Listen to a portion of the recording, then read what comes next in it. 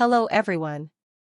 In this video, we will guide you on how to install Java on Windows 11. If on your Windows 11 machine Java is not installed or a lower version of Java is installed, you can get the updated version from the Oracle website. Here is how to do it.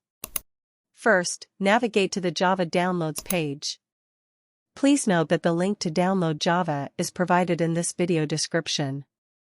Then, scroll down and switch to the Windows tab.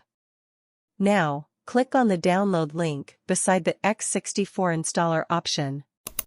When you're done, a JDK file will download to your computer.